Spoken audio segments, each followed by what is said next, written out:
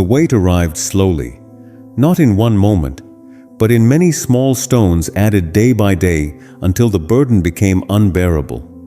Some of us carry them for years, words that stung, moments that hurt, disappointments we never released. We think we've moved on, but the weight stays. What if I told you that peace doesn't come from carrying every pain you've ever felt? It comes from finally setting it down. This is the story of Kenji, a man who carried more than anyone could see. He walked through life bent beneath invisible stones, each one a wound he refused to forget, a hurt he wouldn't release. For years, he thought remembering was strength, but the weight grew heavier until he could barely stand. Until one day, on a quiet mountain path, a stranger showed him something he'd never understood. You cannot heal what you will not release.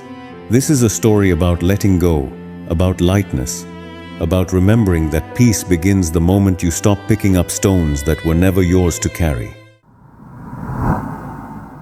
Kenji lived in a village cradled between green hills, where mist hung low each morning, and the air smelled of pine and earth. He was 26, but walked like someone twice his age, shoulders curved, steps slow, eyes fixed on the ground. People thought he was naturally quiet, but in truth, he was just tired. Tired from the weight he carried. Every harsh word, every betrayal, every disappointment, he collected them like stones and placed them carefully in an invisible bag on his back. When his friend laughed at his dream, Kenji picked up a stone. When his father said he wasn't good enough, another stone. When a stranger pushed past him without apology, one more. He didn't mean to keep them. He just couldn't let them go. The bag grew heavier each month. His back bent lower. His world grew smaller. The colors of the village faded. The songs of birds became distant. Even on bright mornings, Kenji walked in shadow. One cold dawn, Kenji woke with his chest tight and his breathing shallow. The weight pressed down on him like a hand he couldn't see. He thought, I cannot live like this anymore. Without telling anyone, he left the village. He took the mountain path that wound up through the forest, the one travelers rarely used. Maybe higher air will help, he whispered. Maybe distance will ease this. But with every step, the stones on his back grew heavier. His legs trembled. His breath came short. He stopped often, leaning against trees, wondering if he should turn back. The path was quiet. No other travelers. Just wind through the branches and his own labored breathing. Then, around a bend, he saw someone coming toward him. A thin old man with kind eyes, carrying nothing but a small cloth bundle tied with string. The old man moved lightly, as if the earth barely held him. His steps were soft, his face calm. When he reached Kenji, he bowed gently. You walk as though the mountain rests on your shoulders, young friend. Kenji tried to straighten but couldn't. I'm just tired. The old man studied him with quiet curiosity. May I ask, what do you carry in that bag? Kenji looked confused. You can see it? I see the way you move. I see the weight in your eyes. Kenji's throat tightened. He set the bag down and opened it. Inside were stones, smooth river stones, sharp mountain stones, stones of every size and color. The old man knelt and lifted one gently. And what is this? A word someone said that hurt me. And this? A memory I can't forget. And this? A betrayal that still burns. The old man placed the stone back carefully. How long have you carried these? Years. Some. Many years. The old man nodded slowly. Come, walk with me. They walked together in silence for a while. The morning sun broke through the trees, casting long shadows on the path. The old man moved with ease. Kenji struggled.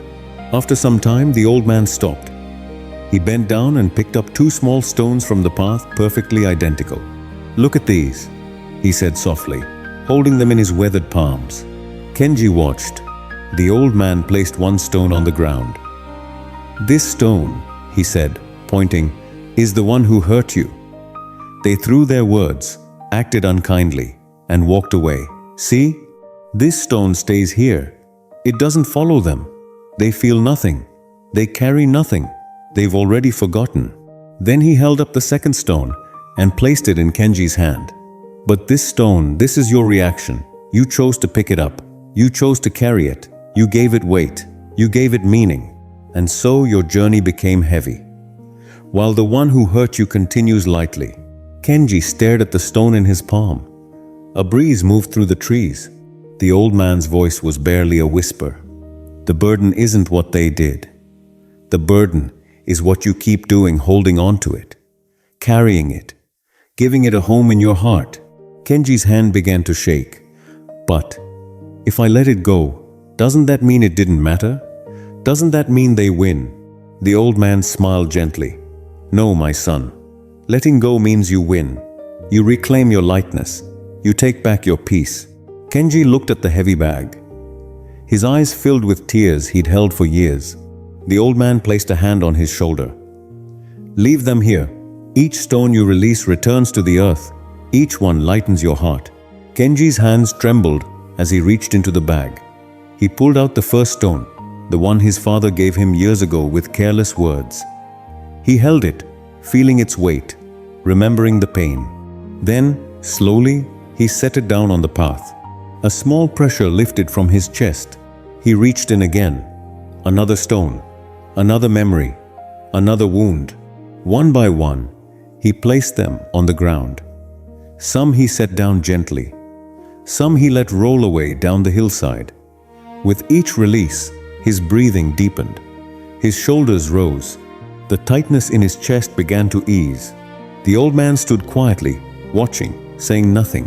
When the bag was finally empty, Kenji stood there trembling. His back straightened for the first time in years. He took a deep breath, a real breath, and looked up at the sky. It was so blue. He had forgotten how blue the sky could be.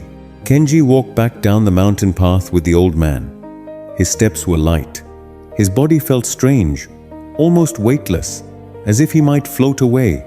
The village appeared below them, tucked between the hills. Smoke rose from chimneys. Children played in the square. At the edge of the village, the old man stopped. "This is where I leave you." Kenji bowed deeply. "How do I stay light? What if I pick up stones again?" The old man smiled. "You will. We all do. But now you know the choice. Every time someone tries to give you a stone, you can ask yourself, do I want to carry this? Most of the time, the answer will be no. And with that, the old man turned and disappeared into the morning mist. Kenji returned to his life, but something had changed. When a stranger spoke harshly in the market, Kenji felt the sting, but he didn't pick up the stone.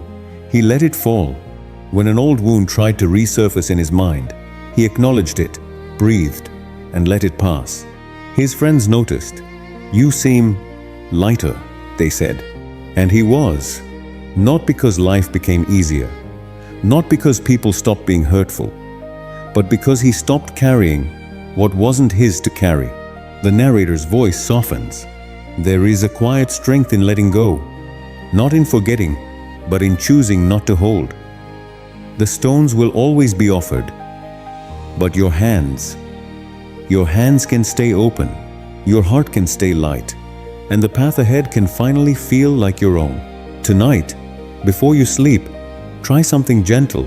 Place your hand on your chest. Think of one weight you've been carrying, a word, a hurt, a memory that still stings. Imagine it as a stone in your palm. Whisper softly, "This stone is not mine. I release it." Take a slow breath and imagine placing it on the ground. Let it stay there. Let it belong to yesterday, not to you. May your steps grow lighter. May your heart remember its softness. And may you find the courage to walk forward without the weight of every stone you were ever offered.